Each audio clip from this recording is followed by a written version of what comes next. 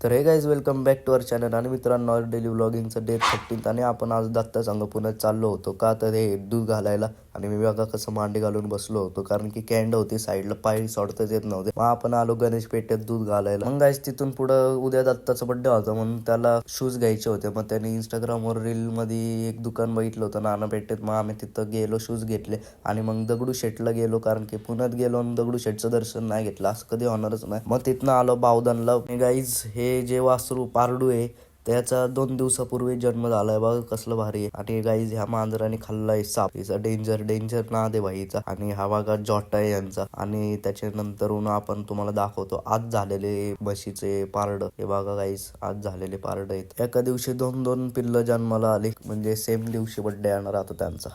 आणि गाईज ही गिर गाई हिला मी जेव्हा बघतो ना तेव्हा मला आमच्या दीदीच्या गाईची आठवण येते, अनगाची. ती पण सेम अशीच आहे. ती जरा आता बाहेर दिली सांभाळायला. मित्रांनो, आम्ही परत कोथरूडला गेलो कारण की इथं हार घ्यायचा होता, हार राहिला होता.